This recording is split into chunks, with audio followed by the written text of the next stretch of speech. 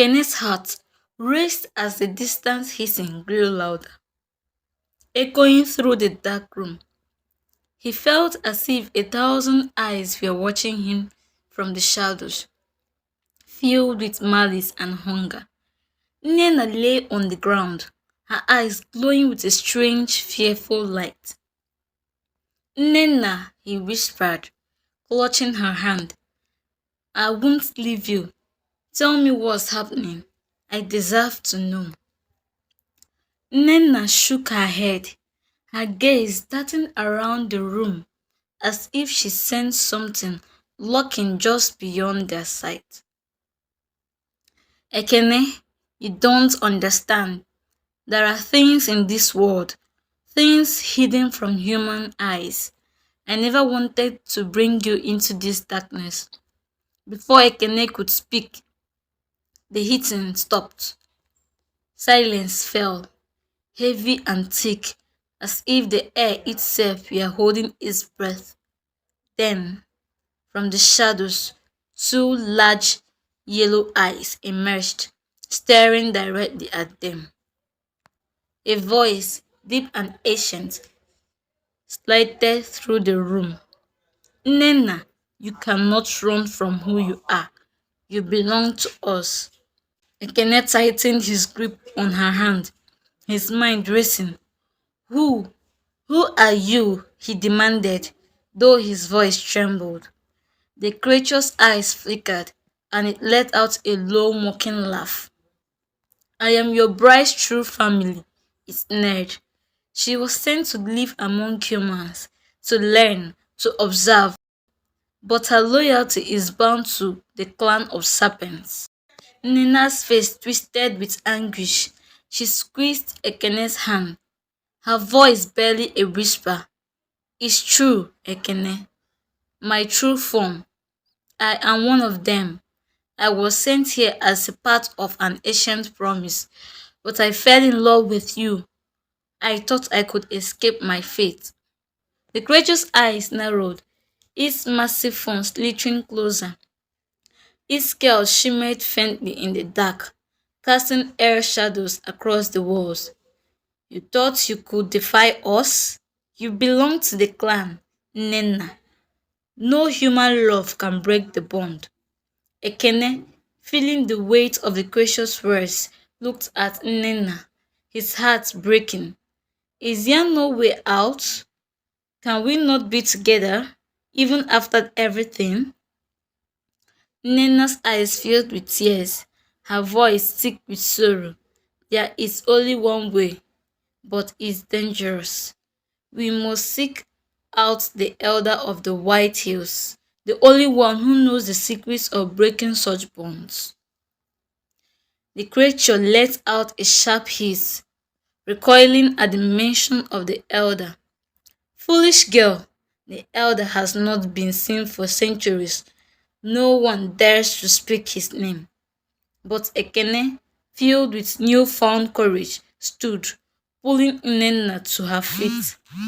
We'll find him, he said, his voice steady, no matter how long it takes or how dangerous the path may be. The creature laughed, the sound chilling and filled with malice. Then you both be haunted. The clan will not allow you to defy us. As Ekene held Nena close, a fierce wind swept through the room, and the creature disappeared, leaving only the faint smell of decay and the echo of its laughter. Shadows lifted in every corner, as if warning them that eyes were watching. Nena looked at Ekene, her face pale but determined. The journey will be treacherous. If we seek the elder, we must go deep into the forbidden lands, where no human has ever returned. Ekene nodded, his hand tightening around hers. Then we'll go together. As the first light of dawn broke, they slipped quietly out of the village, leaving behind her home, their families, and everything they had ever known. The forest loomed before them, dark and filled with unseen terrors. But they walked forward, side by side, determined to find a way to break Nnena's curse. Shadows moved silently, following their every step. The clan of serpents were watching, waiting for the moment to strike.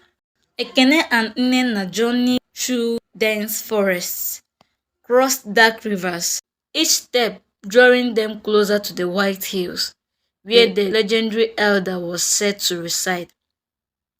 The days blurred into nights, and every shadow felt like it held eyes watching them, waiting for them to falter. After weeks of travel, Nnenna held Ekene's hand tightly as they made their way through a narrow path leading to a hidden cave. It was said that the elder had not been seen for generations, but desperate hope burned in their hearts. Inside the cave, the air was frigid. Strange markings covered the walls, glowing faintly in the dark. At the center of the cave sat the elder, a withered figure wrapped in layers of ancient cloth. His eyes, though old, glowed with a piercing light that seemed to see through every secret. Ekene and Nnenna knelt before him, their heads bowed. "Please," Ekene began, his voice breaking, "we have come to ask for freedom. We seek a way to break the bond that ties Nnenna to the clan of serpents."